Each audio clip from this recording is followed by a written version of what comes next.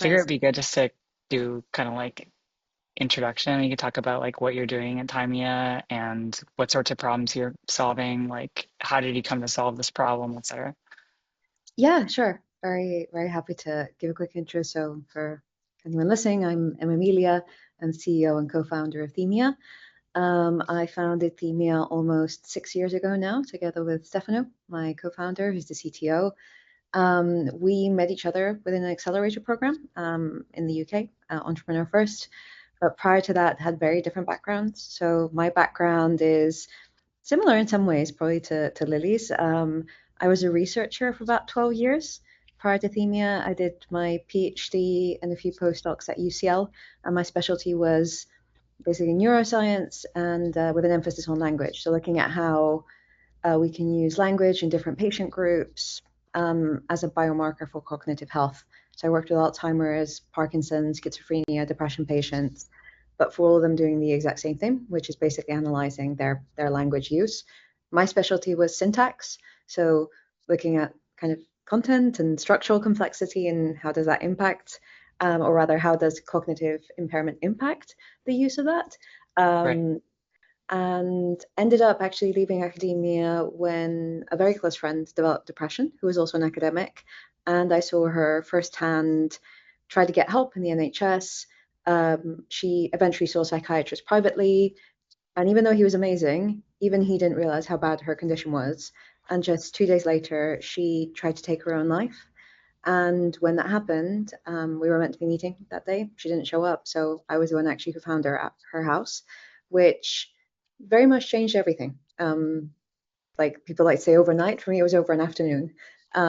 Completely changed everything and made me realize that probably similar to what Lily maybe experienced being an academic is you can do amazing research in academia, but if you don't actually take the leap from research into the real world, then nothing you find out is ever going to help anyone, really. And that was kind of the starting point for Themia. Stefano, I met him at EF. He had the perfect skill set and complementary kind of personality as well as skill set to help build this. His background is theoretical physics originally, and then he was a quant in large investment banks for about a decade, Citibank, JP Morgan, building up this expertise in kind of multimodal AI, so combining different types of data together. And yeah, we kind of came together, formed Themia with the idea that using multiple modalities originally to build a very comprehensive mental health and clinical health, sorry, not clinical health, mental health and physical health data set would be key to actually then training superior voice models. And now we've managed to get to the point where we can take 15 seconds of speech. It can be any speech gathered via any device, and through that, we can do a full comprehensive mental health assessment for someone, covering depression, anxiety, all the core DSM-5 symptoms a psychiatrist look for. We look at earlier warning signs like wellness indicators like fatigue, stress, burnout, self-doubt, and now also some physical health indicators, respiratory health, cardiovascular health, and even diabetes type 2 through voice. I can go into that in more depth because it's always quite interesting. And yeah, we started in healthcare, offering this to triage, monitor, and so on. But actually, our biggest area now has expanded to be basically safety. So we work with anywhere that monitoring distress, fatigue, stress through voice impact safety. So cars is a big area. We work with the large car manufacturers. We monitor drivers in real time through their voice to avoid accidents, mining, construction, airlines, and now with the world becoming kind of voice first human machine interaction as like Rime's kind of really paving the way there as well. We're helping by becoming a safety infrastructure layer that can be used during all those communications to make sure that they're safe. So detecting stress, distress, and so on in real time. So that was a very No, long no, in. no. It's all cool. Essentially, like the trajectory is you are working on what are the syntactic corollaries or signals to some of these, right, diagnostic disorders, right? And then the question becomes like, how that seems like that's changed, right, a lot for you too. Yes. It's like syntax, but then also things like the actual signal that's contained in a user's speech, right? And I'm sure as you collect data too, you see what the capabilities of these classification models are, right? And how they Yeah, expand. And like you absolutely. probably have a very unique perspective on the kinds of data that are required to build this kind of infrastructure layer. Yeah. And at the same time, right, like it's not a problem that a lot of other teams are focused on, right? Mhm. Like other teams are focused on like the a lot of other things, so tons of other things too. So like I'm sure you have a very unique perspective too, as like the technology has kind of changed around you, but also I'm sure you've seen that the more things change, the more they stay the same. So it'd just be interesting to hear your thoughts on like how have you viewed like the last 3 years in terms of the both development of like new models, again, models like in TTS and LLM, speech recognition, and then like how has that changed the way that you think about the models that you guys are training? Yeah, I mean, it's a really great question. And yeah, I think I've always kind of come to this area originally from the academic perspective of the data set to build these models. It's absolutely critical. And you're right, like originally my focus was syntax, but now it's expanded. So we actually look at kind of three layers of speech, let's say like acoustics. So the sound waves, physical properties of speech, the content. So syntax structure, meaning, complexity, and then kind of temporal dynamics. I know that's not kind of a typical layer that you would consider in speech, but it's an easier way of thinking about it for us at least. So pauses and Hmm. so on. And what's been critical, I think, to building the models was getting enough clinically labeled, human curated data, which is not the norm. And you see it now, like Yeah, everybody's, oh, we have tons of data on the internet, we're just going to scrape the internet. Yeah, you can do that, but there's only so much you can get to because yeah, you don't have accurate labels, and that's key. And longitudinal data for each individual speaker is so key. And in mental health, you need kind of a better ground truth than what the gold standard is, which is subjective questions. You need other ways of baselining your models and figuring out, okay, what is the actual ground truth? So that was critical going from zero to kind of like zero 0.5, let's say. sure. But what we've kind of seen, I think, in the last 3 years is like incredible growth in terms of what you can do. Um, the rise of kind of voice agents has enabled us to expand kind of horizontally as well as vertically what we can offer in all these different areas. I think if you'd asked me maybe a year and a half ago, would you be working in this space? Would you be working like with telecoms providers or large LLM providers? I'd be like, how? No, how would we be doing that? That doesn't make sense. But now it's just voices everywhere, and like Rime is testament to that. Like you guys are growing massively, and it's because everybody is starting to build voice agents. It's so easy. You know, text to speech, speech to text is. You know, the cascading models are becoming faster and faster. They're better and better. And now people are going like, okay, we want to do voice to voice. And I know that's still a big like it's still very problematic to do, but it eventually probably It will happen, yeah, for it sure. will Yeah. happen eventually. Oh, Yeah. definitely, yeah. Yeah. For us, like we're a layer that kind of works in the background to handle nuances.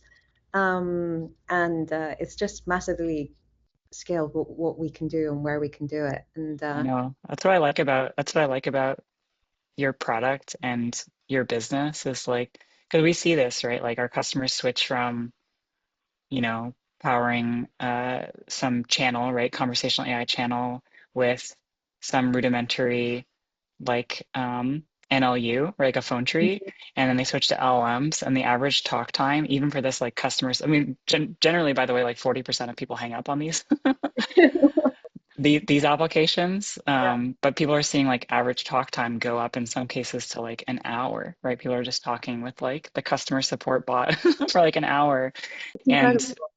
I think it's a testament to this like how this is going to be everywhere, right? Yep.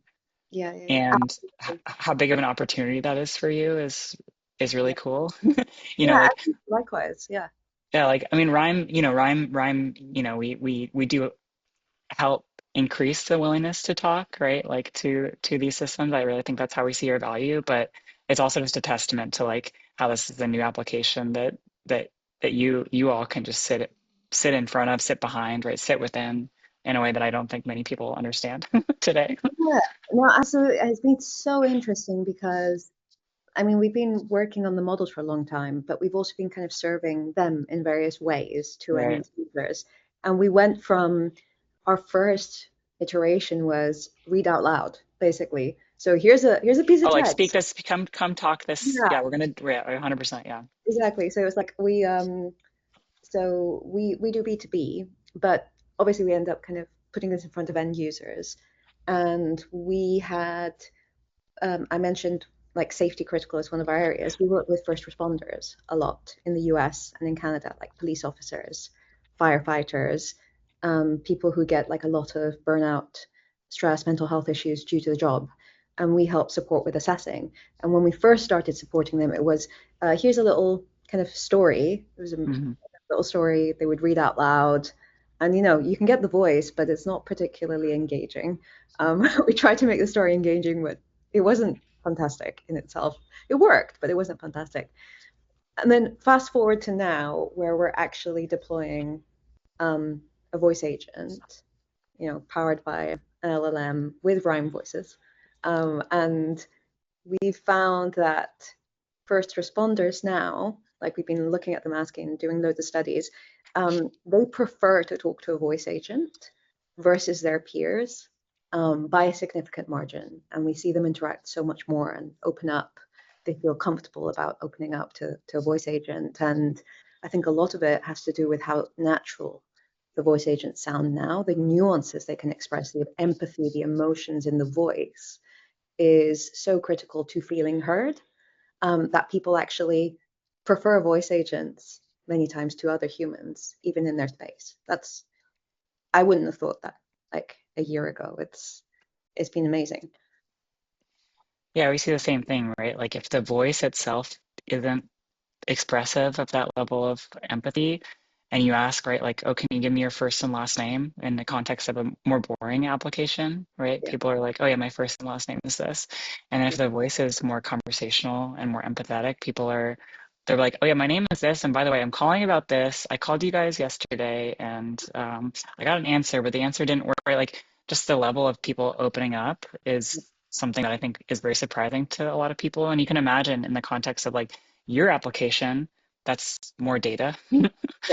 right? In the context of a customer support application, it's Mm, also more data, right? Like it's one thing to classify someone's intent. It's another thing to understand what their intent is before even having to, right, classify exactly. it. Yeah, absolutely. I'd be very interested in hearing, like, because you mentioned like the customer support people like staying on for like an hour. Is that because they're building rapport with the voice agent? Is it because, they're coming back, they're treating them more like I don't know, like a friend in some way? Or is it because they just open up and start talking about other things? Like, how does that work? I think it's a lot of things. It's those things you mentioned. It's more boring stuff too. Like if the actual agent is more intelligent and responsive and also flexible, people are saying things like, actually, just hold on a second. I'll be right back. And then like coming back and then completing their transaction, right? And so it's a lot of things. I think at the end of the day, like it's just more flexibility. I think some portion of that is like people who are just having fun in the same way that they have fun talking to ChatGPT, right? Or like Gemini. It's like kind of fun and novel for people. Definitely. And they're also, at the end of these conversations saying thank you so much when, before they never said thank you, for example. That's true. Actually, that is very true. Yeah, like the level of politeness, because the voice agent's so polite, people are also like really, really polite. There's one thing I wanted to actually, yeah, chat with you about, something we've been thinking about more, which is like a lot of these, now we're doing a lot of work with, we do a lot of human to human, but now mostly human to voice agent. And we've been looking at the nuances within the human speech Hmm. and understanding their state of mind, stress, and so on. But one of the things you're thinking about is what if basically we use the biomarkers and kind of turn the models to look at the agent as well and start thinking, okay, is this agent from a biomarker perspective expressing what it thinks it is? Like, or is it actually too stressed out and how it's expressing without knowing that? And can we use that to kind of whisper to the agent in real time to say, hey, you need to, change the voice a little bit so that you can actually be better attuned to this particular user who has this particular profile in terms of, you know, how they're feeling, their mental health, and so on, and using that to actually improve the agents themselves and how they sound. It's really interesting because I feel like if you had talked with people who are thinking about building voice agents like a year and a half, 2 years ago, they would Mm. say, "Oh, we want a lifelike voice. We want a lifelike voice. We want a natural voice," right? And now people get that, and then they're having an like in the last year and a half, it's become possible, right, to have like a natural and lifelike voice. And now there's debates, by the way, over what a natural or lifelike voice means. But the bar, and I wouldn't say this is surprising, but the bar then became like finding a voice that's relatable, right? Yeah. Like, oh, we want a voice that sounds like this kind of person because we're serving this kind of person, right? And then the bar, which I think is like even harder to pin down because it's so multidimensional, is like we want an empathetic voice. Yeah. And empathetic can means, I mean, you're pointing out something that I don't think many Rhyme users are thinking about that Mm. right now. Like they're thinking about, can we how can the bot sound this way when we're in the happy path and this way when we're in the sad path, right? Yeah. In like a appointment scheduling use case, Yeah. right? It's like, oh, I'm so glad to report that we have this. I mean, I wouldn't say it sound like this, or it's like, oh, got it, yeah, that sounds good. Your appointment's booked, and we'll see you then. Versus Yeah. like, oh, I'm so sorry, but it doesn't seem like we have availability on that day. What about this day, right? Like Yes. people are even struggling, just with like that design pattern. Yeah. Yeah. And for us, I think the answer is very simple. It just comes down to like how much, again, to your point, like how much data, speech data is out there Mm. in this kind of domain that has the relevant labels. Basically zero, Yeah. Yeah, zero exactly. Yeah. You need to build it from scratch. You need from to, scratch. Yeah. yeah, and that is so critical. And it becomes obviously like your data moat, and it makes things easier for raising money. And like kind of from the theoretical perspective, it sounds great. From the practical perspective, it's a very tough thing to actually build. I guess like for Rhyme, like my perception of what makes it special is like really the nuance in how people sound and making sure that that is accurate, robust, reliable, exactly how you want it to sound in the different environments and so on. But like once you got that nailed, which you're going to nail, like what do you think is the next step in terms of nuance for you guys? Like how do you see this in a few years? And I think like we try and stay ahead of the curve. And again, like as models become more capable, the user and builder expectations will always outpace progress on models. And so we are glad to be in a position where people are asking things of models that aren't possible yet, right? Yeah. Because that gives us direction. And for us in 2026, I'm often thinking about, just to your point, right? Like, how do we build a model? Doesn't necessarily need to be like full duplex speech or half duplex speech or whatever you want to call it. Like, the question is, how do you respond not just to what someone is saying, but how they're saying it? Yeah. I Yeah. don't think anyone has solve this. And I think for us, we're in a lucky position that we have like, we're already the voice that people hear when they talk. And then that gives us a really unique position to like build something with design partners. And I don't know. I think my answer to that question is like, there's 100 different possibilities. Like the hard part is Picking one. picking something. Yeah. Yeah. Yeah. Definitely. And models that can do reasoning over how someone said something are basically non-existent right now. Yeah. Yeah. I think it's so interesting. Yeah, because yeah, we're seeing that a lot as well. We're starting to do more work in like the nuance, exactly that of like the voice agent, and is the way that you're actually speaking to somebody who may be calling for a different reason, like they may be calling, say, to book an appointment at a hospital or something. For it could be for themselves or it could be for their kid. They don't need to be the patient themselves, Mm. but their own personal kind of circumstance in that moment, like the stress they're experiencing right now because of the call, or the emotion, or they are experiencing burnout or anxiety on a fundamental level that's ongoing for a while. that should, I think, impact how the voice agent actually react in that moment, because it will make things smoother. It will kind of um, not just make it better, like it's not so much about making a better outcome, like the appointment will Mm. probably get booked anyway, but it's about like the experience of that person, and uh, empathizing on the human level with that person who's booking a difficult appointment and maybe going through a lot. I think there's so much we can do to make that process smoother as well, and sometimes also in a way that humans may not be able to in that moment. Like if it was human to human conversation, um, the human gets tired, they don't always empathize at the end of the day with the other person on the line. So it can, I think there's so much that voice agents can offer in that level. Um, and yeah, I think very exciting to see what next couple of years will bring on that. Yeah. How are you thinking about, you mentioned like this kind of emerging line of product work for you guys in terms of safety? Like how are you thinking about that as an opportunity? Just for context, like I was chatting with someone who powers, it's kind of vague, but the company powers like some basic, again, similar level of API infrastructure for like basically all voice agents, like worldwide. Yeah, Um, crazy. and and like their perspective was essentially like call it like the consumer voice applications Hmm. adoption has been really surprising, right? Like people talking with some product advanced voice mode for like hours every day. Yeah, yeah, yeah. And Like, like, and by volume, it's like probably like 90% yeah, like consumer to enterprise right now. yeah, absolutely. And yeah, the whole kind of companionship side of voice AI is staggeringly large, and it's becoming larger and larger. I think for us, there's kind of the safety critical aspect was like the first foray into safety. So using it to make sure that this person isn't going to cause harm around them, like fatigue Yeah. and stress, Like say, in a physical class. safety in an environment. Yeah. Exactly. That was kind of the original area. And it was like, okay, we're working with cars. We embed the models in the cars via, API or directly integrating with the OEMs, um, and so on. And that was kind of like the first foray we had into safety.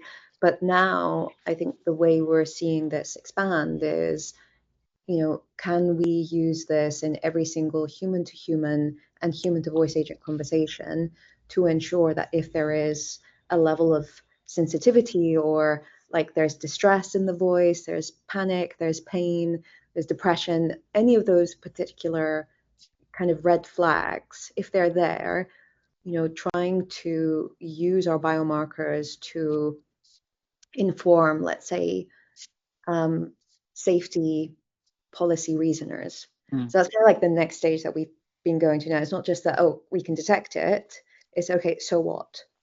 Right. Um, No, 100%. That's always the hard problem, right? yeah, yeah. It's like great, you can do this, but what is the What's actual? the what is the policy of Yeah, moderation of interaction we have? Yeah. exactly. Yeah. So that's something we've been expanding into more now, and there's lots out there that's enabling that. But we've been creating basically safety policy reasoners that will work as well in the background, analyzing the biomarkers, analyzing the text as well, and looking at like Mm. concordance between the two. Like, is there minimization? Like, we are detecting high levels of stress and burnout or depression, and the user is saying they're fine when Right. they're not actually fine. And how do you flag that? What do you do with it?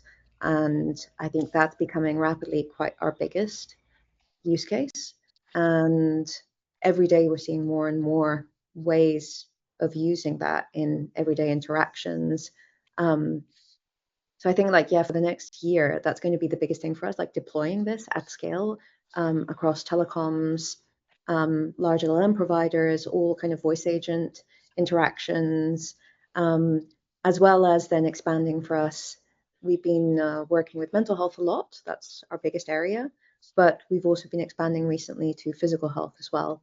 So being able to identify respiratory health conditions like COPD, asthma, allergies, COVID, being able to identify hypertension and even diabetes type 2 through voice, and going through clinical trials for those.